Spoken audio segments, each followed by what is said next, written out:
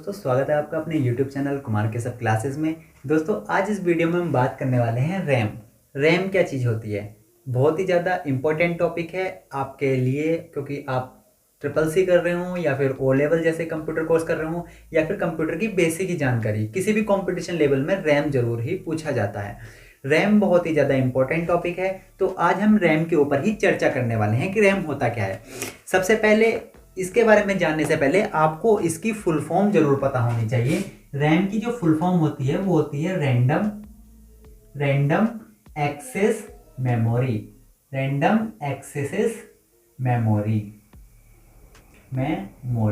ठीक है, सबसे पहली बात है कि इसकी फुल फॉर्म क्या होती है। रैंडम एक्सेस मेमोरी होती है। दोस्तों, यह एक रीड राइट मेमोरी है।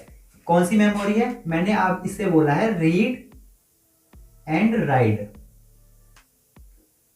ठीक है, इस टॉपिक को समझ लीजिए। मैंने इसे लिखा है कि यह एक रीड एंड राइट मेमोरी है। अब रीड एंड राइट मेमोरी क्या होती है? दोस्तों, जब आप अपने कंप्यूटर में वर्क कर रहे होते हैं, सपोज कर लीजिए आप नोटपैड में काम कर रहे हो, MS वर्ड में काम कर रहे हो, MS एक्सेल में काम कर रहे हो, आप किसी भी MS ऑफिस सॉफ्टवेयर में काम कर रहे हैं, तो आप क्या करते हैं कि उस डाटा को लिख भी सकते हैं और उस डाटा को साथ साथ पढ़ भी सकते हैं। वहां पे आप लिख भी सकते हैं, पढ़ भी सकते हैं। बात को समझिए। आप किसी भी जिस भी MS वर्ड, MS ऑफिस के किसी भी सॉफ्टवेयर में आप काम कर रहे हैं, नोटपैड में काम कर रहे हैं, तो आप वहां पे डाटा जो होता है, आप टाइप करके कुछ नोट लिख रहे हैं, तो आप उसे लिखने के साथ साथ पढ़ भी सकते हैं। ठीक है, तो इसीलिए इसे बोलते हैं हम रीड एंड राइट मेमोरी, क्योंकि वो जो है कंप्यूटर की हार्ड डिस्क में सेव नहीं होता, वो वहीं पे अभी स्टोर में कंप्यूटर में तो होता है, लेकिन वहां पर कंप्यूटर की हार्डवेयर में स्टोर नहीं होता। इसलिए इसे दोस्तों क्या बोलते हैं? इसे नॉन वोलेटाइल मेमोरी बोलते हैं। क्या बोलते हैं? Non volatile memory. इसलिए इसे नॉन वोलेटाइल मेमोरी भी बोला जाता है। Volatile, non volatile memory. ठीक है, इसलिए इसे नॉन वोलेटाइल मेमोरी भी कहते हैं, क्योंकि यह अस्थायी होती है। कैसी होती है? नॉन वोलेटाइल मेमोरी को क्या बोलते हैं? अस्थायी।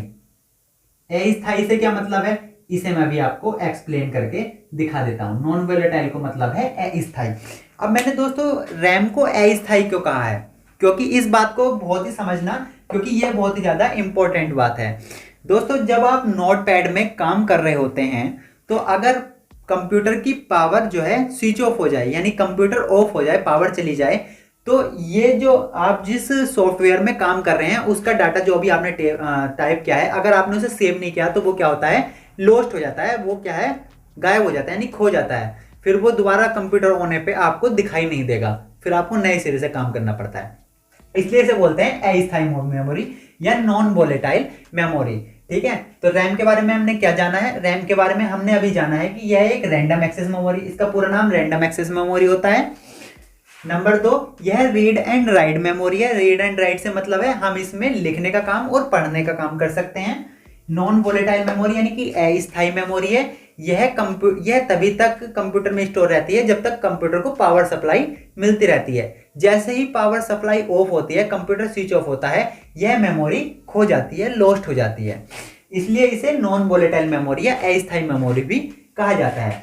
अगले पॉइंट पे अगर हम गौर करें तो बहुत सारी कैपेसिटी की जो रैम है वो हमारे पास उपलब्ध होती है। जैसे 512 MB की, 512 MB, ठीक है, या फिर हम बोल सकते हैं 256 MB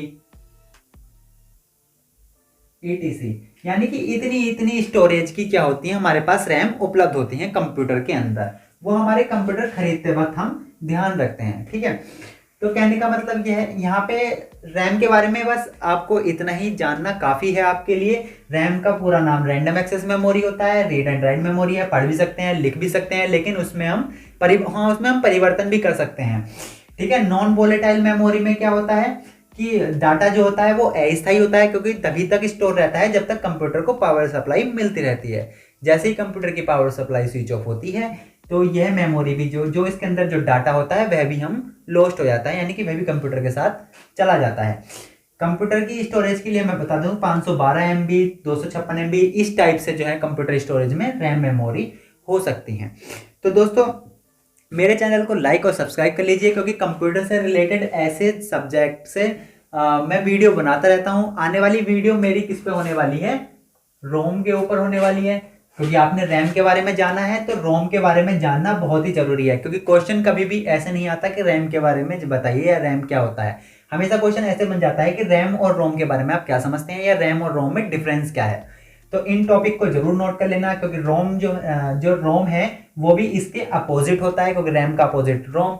तो जल्दी से चैनल को सब्सक्राइब कर लीजिए भाई, आने वाली वीडियोस के नोटिफिकेशन आपको मिलते रहें। तो बेल आइकन को भी दबा देना। धन्यवाद, खुश रहिए, आबाद रहिए।